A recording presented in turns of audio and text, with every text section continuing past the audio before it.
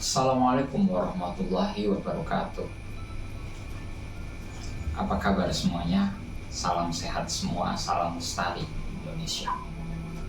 Selamat datang di channel Malam Jumat, channel yang membahas tentang cerita-cerita mistis yang ada di Indonesia, cerita mistis tentang pendakian, dan juga cerita mistis-mistis yang ada di Nusantara.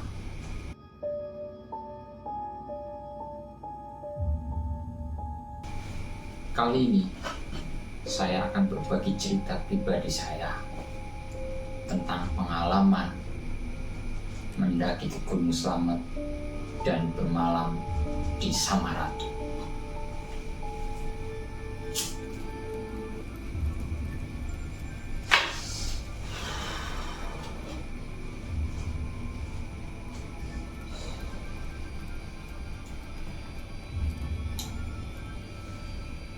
Kejadian ini terjadi di tahun 2015. Waktu itu saya masih SMA. Saya dan beberapa teman-teman berencana refreshing, ingin mencari kesenangan dengan mendaki gunung. Dan gunung yang terdekat dari tempat saya tinggal adalah Gunung Slamet. Sepulang sekolah di hari Jumat setelah ekstrakurikuler pramuka, saya, Sahin, Rizal, dan Anwar pulang ke rumah masing-masing untuk mempersiapkan kegiatan kita, membawa bekal dan juga peralatan pribadi untuk mendaki pertama kalinya gunung. Setelah kita berkumpul, waktu itu sudah pukul 3:30 sore.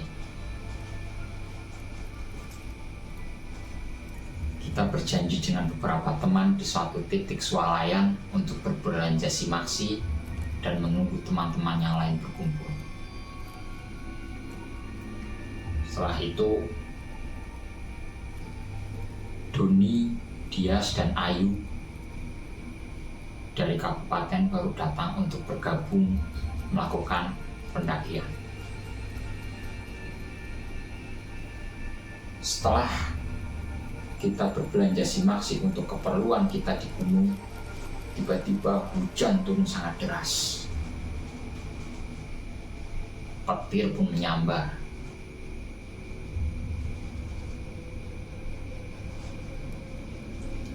Kondisi sudah sore membuat beberapa mental dari kita sudah down untuk membatalkan kegiatan pendakian ke gunung.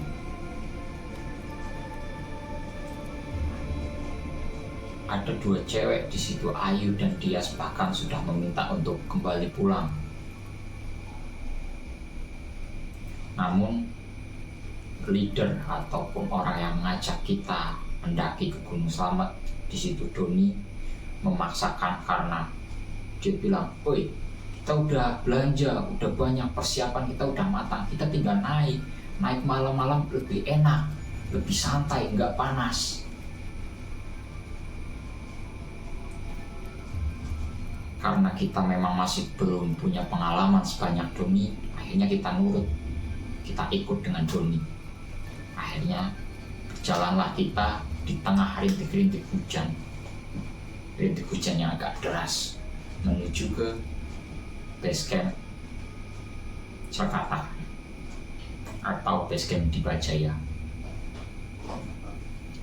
Sampainya di base camp di Bajaya, waktu sudah menunjukkan pukul 6:15 menit. Suara azan sudah terdengar. Mental kita pun makin ciut karena belum melakukan perjalanan, matahari sudah terbenam. Semuanya sudah sore, sudah sahib, sudah sepi. Lalu Doni mengajak kita ke tempat Mbah, yang di situ si Mbah adalah juru kuncinya Gunung Slamet.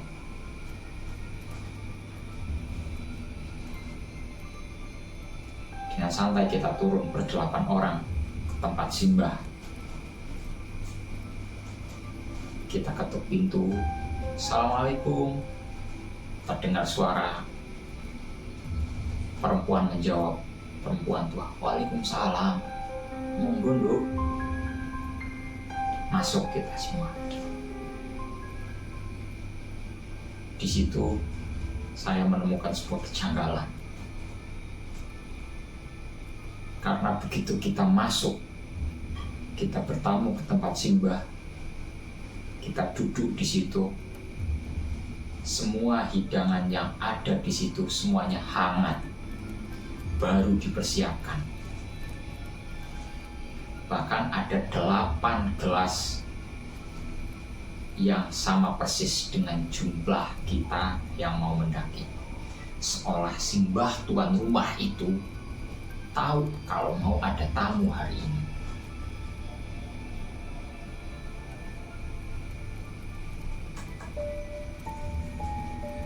Sembari menikmati hidangan yang disiapkan Simbah, kita menunggu Mbah Kakung yang menjadi juru kunci Gunung Slamet. Beliau sedang sholat maghrib di suatu musola di dekat situ. Sepulangnya Simbah Kakung itu ke rumahnya, beliau menyalami kita. Kira-kira umur beliau saat itu sudah 65 tahun atau sekitar 70 tahun. Simbah mengajak kita ngobrol santai, bercerita. Lalu Simbah menanyakan, "Mau naik ke atas, Duk? Mau naik gunung?" Hanya Doni yang berani bicara dengan Simbah. "Iya Mbah, kita mau naik ke atas, kita mau naik ke puncak Gunung Slamet."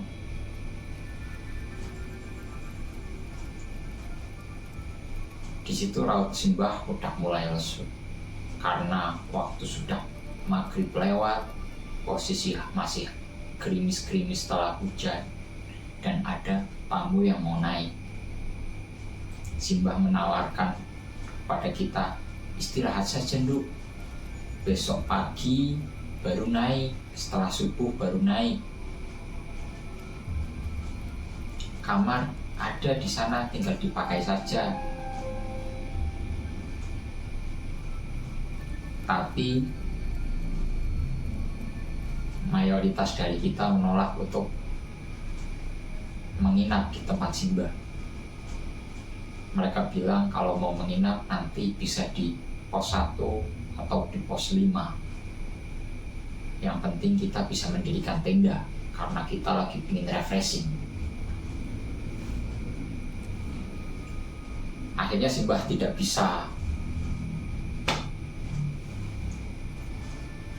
bisa menahan kita untuk tetap naik ke puncak Gunung Slamet. Sebelum kita melakukan pendakian, akhirnya Simbah mengajak kita untuk tahlilan dulu. Tahlil supaya kita bisa selamat sampai ke puncak Gunung Slamet. Dengan membacakan wasilah-wasilah yang Mbah biasa lakukan kepada sesepuh-sesepuh di sekitar Gunung Slamet, akhirnya Simbah melepaskan kita untuk melakukan pendakian. Sebelum Simbah pergi, kita dibekali sama Simbah 2 buah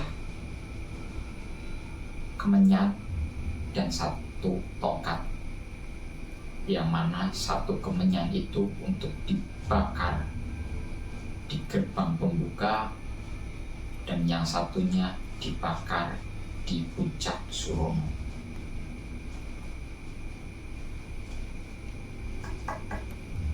Setelah berpamitan dengan Simbah, akhirnya kita melakukan perjalanan.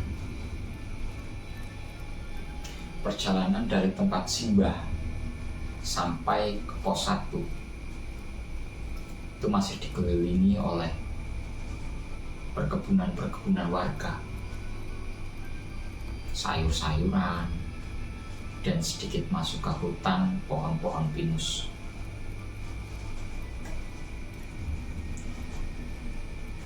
Perjalanan lancar, tidak ada kendala dan tidak ada kejanggalan. Bahkan kita yang cowok-cowok kalah langkah dengannya cewek. Betapa semangatnya yang cewek berjalan sampai kita sedikit berjarak menjadi dua barisan, empat, dua kelompok.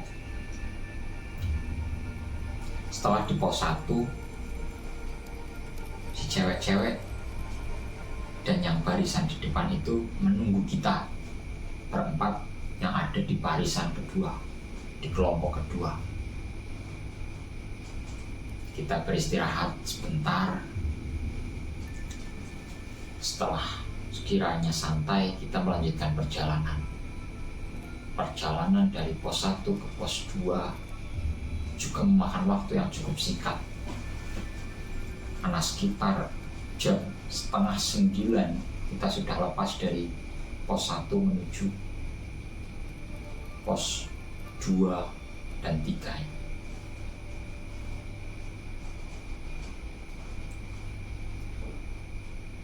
Namun hal aneh mulai terjadi ketika kita lepas dari pos 3 ke pos 4. Mungkin karena faktor lelah atau energi yang sedikit ya dari seorang cewek, mereka mulai kelelahan, mulai ada yang minta pulang. Udahlah, ayo nih, udah malam banget, kita masih belum seberapa perjalanan, mending kita turun aja ke tempat Simbah, kita lanjutin besok aja. Tapi di situ ketua lidah kita bilang, santai, ini kita udah di tengah ini, sebentar lagi di situ ada orang yang camp, sebentar lagi di atas ada tenda-tenda, santai saja. Kita semua sepakat karena hanya dia yang berpengalaman di situ. Hingga akhirnya dari jam 9:30 sampai jam 2 malam kita tidak mencapai ke pos 4. Dari pos 3 sampai pos 4 kita tidak sampai. Banyak tenaga terkuras, kaki-kaki mulai terasa kram, nafas mulai sesak karena beban simaksi, terus mental sepi banget, suara-suara alam membuat mental kita makin ciut, dan akhirnya karena faktor yang sudah begitu lelah, kita menemukan sebuah tempat lapang, di mana tempat lapang itu kita akhirnya membersihkan sedikit semak-semak untuk kita mendirikan tenda.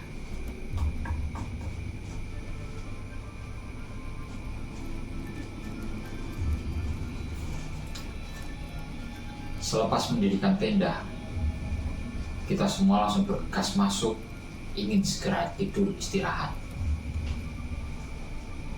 Tapi disinilah hal-hal aneh mulai terjadi.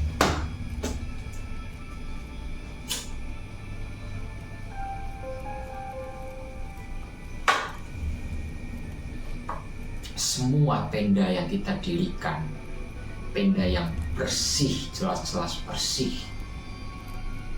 bahkan ada tenda yang masih baru, semuanya berbau anyir. Tidak ada tenda yang tidak berbau anyir.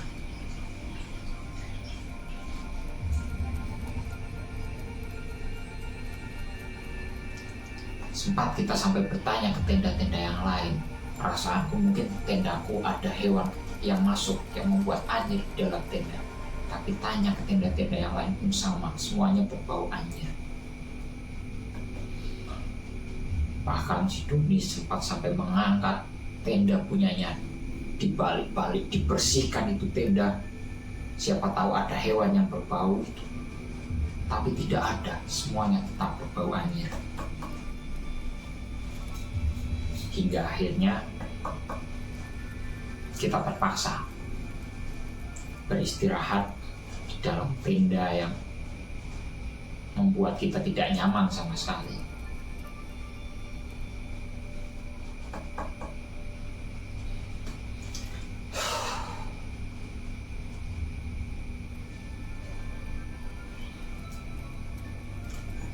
Belum sampai 15 menit kita istirahat di dalam tenda, tiba-tiba Ayu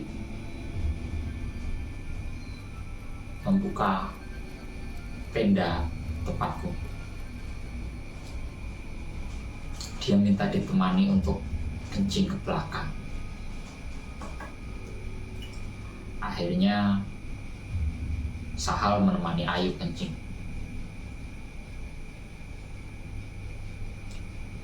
Setelah Ayu dan Sahal pulang kencing, mereka kembali ke tenda. Dan begitu kita mau kembali beristirahat, tiba-tiba Ayu muntah-muntah. Ayu muntah-muntah sangat parah. Banyak.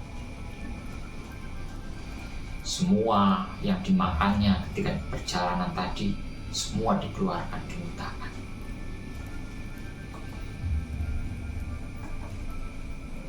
Kejadian Ayu muntah-muntah membuat semua kita satu rombongan bangun dan bareng-bareng melihat keadaan Ayu. Ketika kita tanya ke Ayu, "Yuk, kenapa kok tiba-tiba muntah-muntah? Mungkin masuk angin ya? Atau mungkin hipo?" Ayu bilang, "Enggak, aku enggak apa-apa. Tiba-tiba aku kayak dikasih minum apa dan enggak enak, langsung tak muntahkan." Gara-gara Ayu muntah itu tidak ada yang bisa tidur. Kita kembali ke tenda, cowok yang cewek akhirnya dipisah ya. Berat. Yang bersama tendaku jadi berempat cowok semua, yang bersama leader 2 cewek pindah ke sana. Tenda cewek jadi dikosongkan. Ketika kita sudah berpisah tenda, tiba-tiba temanku si Sahal keluar.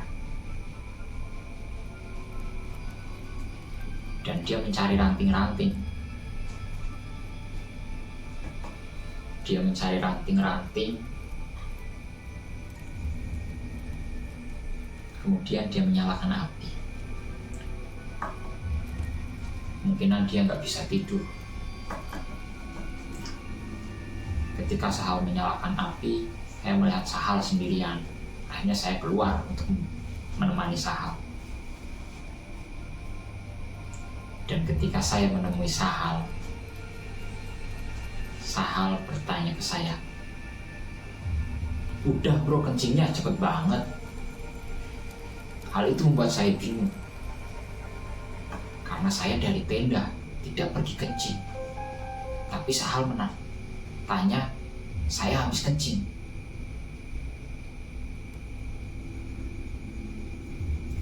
Di situ perasaan kita udah tidak enak.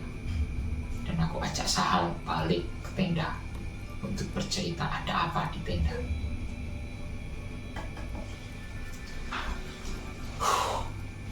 Ketika dalam tenda,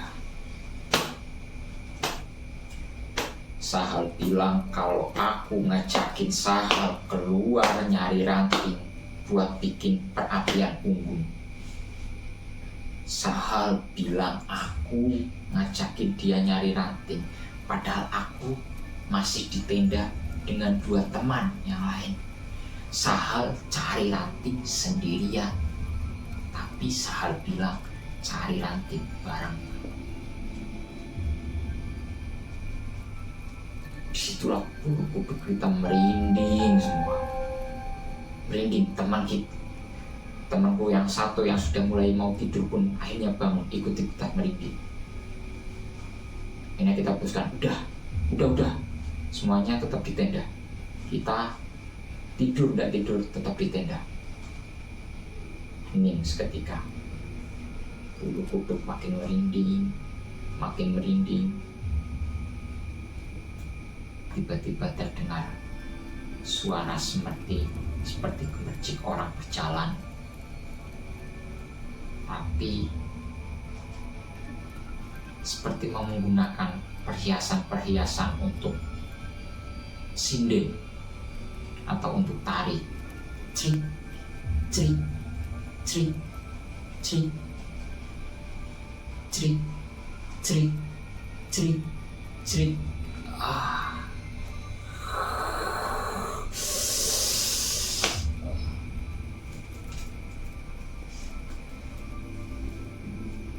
Makin merinding kita di dalam tenda. Semua teman-teman berpelukan. Makin kita diam, makin kita mendengarkan, makin kencang. Crik, crik, crik, crik, crik, crik, crik, crik. Semua bacaan yang kita bisa kita baca semua lafaz yang bisa, ayat kursi, qul huwallahu, semuanya dibaca. Cuma minta, ya Allah, mudah-mudahan aku selamat, mudah-mudahan aku selamat. Entah berapa lama tenda kita dikelilingi suara-suara gemercik. Ya, temanku bicara, Mas, ada kuntilanak, Mas. Aku dengar suara kuntilanak, Mas. Makin jadi kita merinding waktu itu. Sampai kapok temanku bilang, pokoknya pagi-pagi selesai pulang kita turun, selesai pulang kita turun.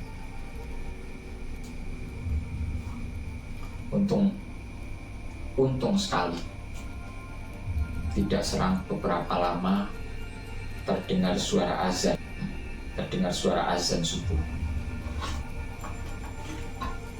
Sayup-sayup terdengar, Allahu Akbar, Allahu Akbar, Allahu Akbar, Allahu Akbar. Getar. Serasa kita habis lari maraton disiram air. Wah. Alhamdulillah, udah subuh, kita selamat, kita pasti selamat. Kita pasti selamat. Selepas subuh, akhirnya kita semua kompak keluar. Kita nyalakan headlamp bareng-bareng. Kita bangunkan tenda yang sebelah. Doni bangun, bilang, yuk, udah pagi yuk, siap-siap kita naik ke puncak, siap-siap kita sampai. Itu udah kelihatan ada baterai. Entah itu cuma semangat, kok Doni ngasih semangat buat kita agar kita kembali pulih. Ayo kita lanjutkan perjalanan, lupakan semalam, atau apa kita tidak tahu. Nah, setelah itu Doni pergi mau mencari kayu bakar untuk kita perapian pagi-pagi sebelum kita melanjutkan perjalanan. Tiba-tiba Doni lari kencang banget ke kita. Doni lari kencang banget, dia ngos-ngosan. Terus dia bilang, ayo cepat berkemas, kita bongkar tenda. Kita langsung naik sekarang. Berkemas, bongkar tenda, langsung naik sekarang. Tanpa banyak tanya, kita semua kompak langsung bongkar untuk melanjutkan perjalanan.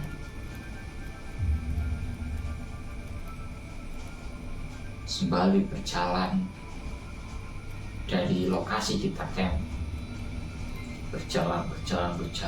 Doni paling depan berjalan agak cepat. Tiba-tiba dia melambat, menunggu rombongan biar tidak terpisah. Setelah berjalan samar-samar, aku lihat tulisan di sebuah pohon besar. 2 pohon yang mungkin berukuran jumbo 2 kali orang, masih lebih besar lagi. Tertulis pos 4 Samaratu.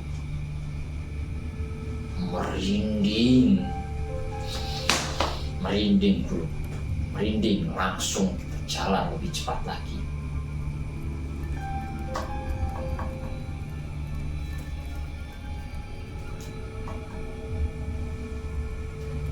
Akhirnya kita kembali istirahat di pos 6. Waktu itu jam udah menunjukkan sekitar pukul 7 lewat. Kita kembali dirikan tenda, satu tenda di pos 6 untuk menaruh ransel kita, dan kita mau melanjutkan perjalanan ke puncak. Setelah kita taruh ransel, kita cuma membawa beberapa perbekalan untuk kita minum dan makan. Akhirnya kita berjalan dan semuanya lancar sampai ke puncak kita jam 2 siang.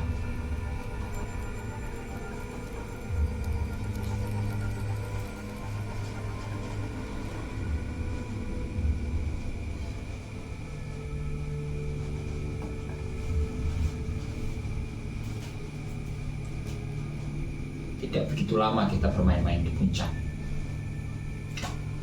Hanya sebentar bersuah foto, sekitar setengah jam. Terus kita main sedikit ke lereng, ke kawah Gunung Slametnya. Setelah Doni membakar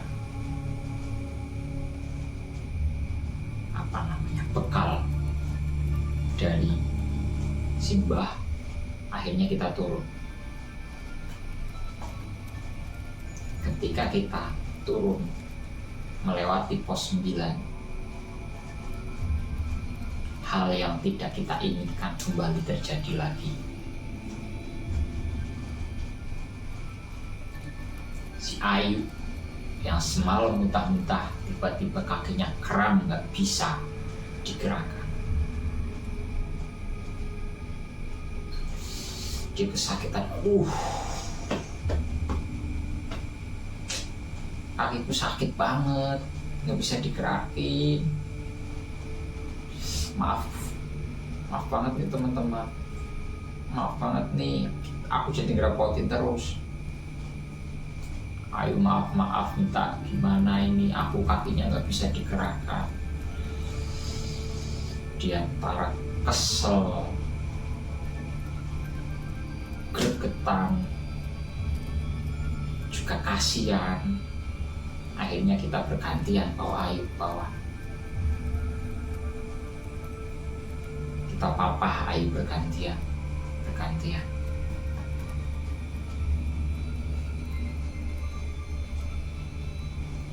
Akhirnya kita sampai di pos 4 lagi.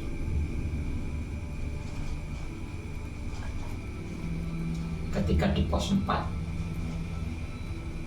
itu hampir menjelang maghrib, masih ya sekitar jam 5:30, 6.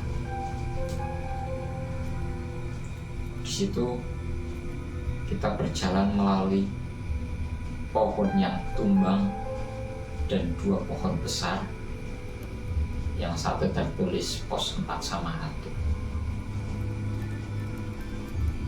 Kita kembali berjalan dengan cepat di area itu.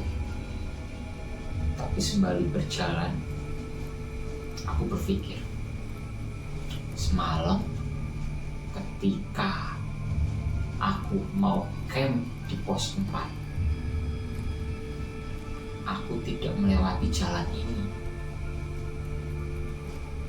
Padahal lokasi kita camp itu berada 20 meter di balik pohon Samaratu. Harusnya kalau kita camp di sini, kita harus melewati dulu pohon yang tumbang dan melewati samping pohon-pohon pos 4 Samaratu. Tapi semalam kita nggak melihat pos itu. Lelah campur merinding, kesel, Akhirnya kita paksa semuanya, ayo, udah mau malam, ayo paksa turun, jangan terlalu banyak istirahat. Akhirnya kita sampai di tempat Simbah pukul 9 malam. Ketika kita bertamu ke tempat Simbah, Simbah pun sudah seperti biasa, sebagaimana ketika tadi kita datang. Beliau sudah menyiapkan hidangan yang semuanya kembali masih hangat. Luar biasa sekali insting dari Simbah. Beliau tahu kapan rombongan kita datang dan kapan kita pulang. Begitu kita masuk ke rumah Simbah, muka Simbah langsung melihat pada si Ayu.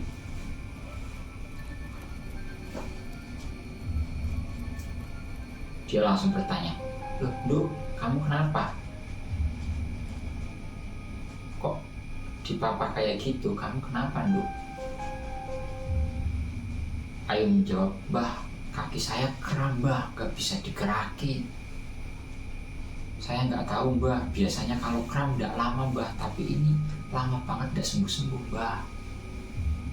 Akhirnya si Ayu dipapah sama teman ke belakang, disuruh duduk sama Simbah. Terus Simbah memanggil istrinya, Bu, iki ono sing sakit, Bu." Nah, kemudian keluar istrinya Simbah, membawa minyak telon dan juga cangkir yang diisi hand body untuk memijat Ayu. Sebenarnya aku penasaran, kita semua pun penasaran, karena ketika dipijat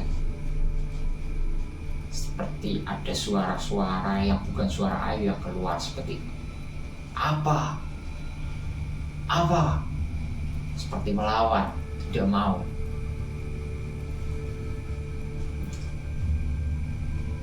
Tapi tempat untuk Ayu dipijat itu tertutup tirai, jadi kita cuma bisa melihat bayangan-bayangan Simbah lagi mijitin Ayu. Selepas Ayu selesai dan dipijit, tiba-tiba Ayu langsung bisa berjalan dan dia bilang kakinya normal,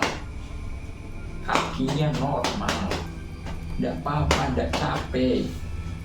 Tidak ada bekas-bekas orang yang habis kram itu keras, tidak ada. Ayu normal.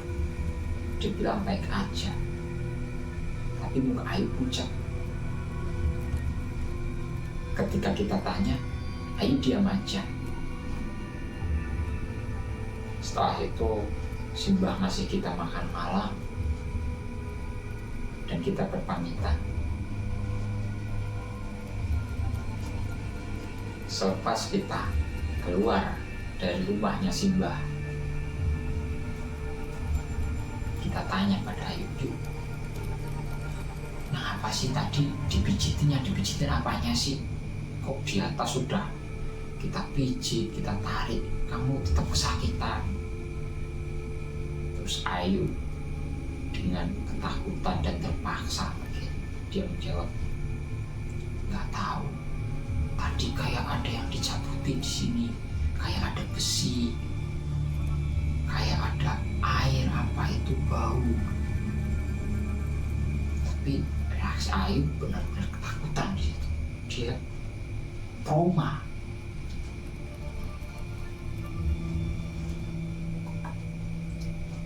Setelah beberapa saat setelah aku pulang dari gunung dengan kenangan yang tidak mengenakan ketika kita baru saja naik gunung, akhirnya saya menyalakan waktu sendiri untuk main ke tempat Simbah. Dan disitulah Simbah menceritakan apa yang terjadi dengan rombongan kita. Kenapa kita disuruh istirahat tidak mau dan memaksakan untuk mendaki, dan hal itu yang terjadi. ternyata di gunung itu,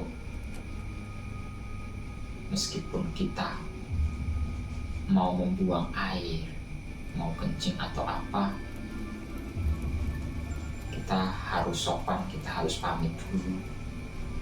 Dan Simbah menyarankan lebih amannya kalau mau buang apa-apa dikasih wadah. Pasti kalau mendaki itu kamu pasti ada botol, mending dikasih wadah di botol, ditutup, ditaruh dulu, nanti ketika kamu pulang dibawa.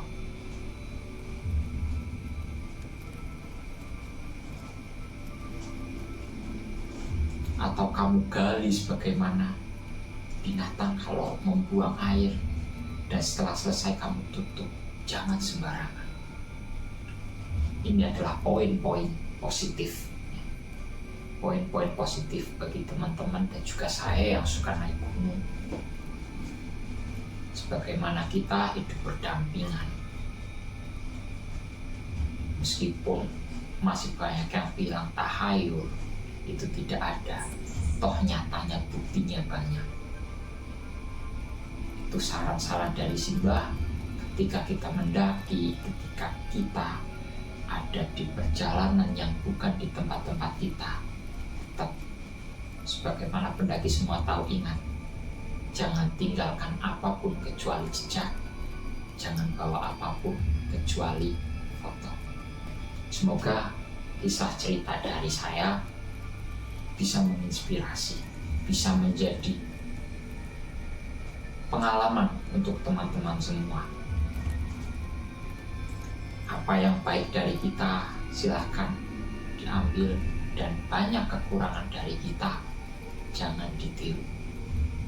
Apa yang terjadi dari kita karena ketidaktahuan kita waktu itu, dan mudah-mudahan tidak terjadi dengan teman-teman yang lain. Sekian cerita bermalam di Samarantu. Tunggu cerita-cerita lainnya yang lebih seru mengenai hal-hal mistis di pendakian dan hal-hal mistis di Indonesia, hanya di channel Malam Jumat.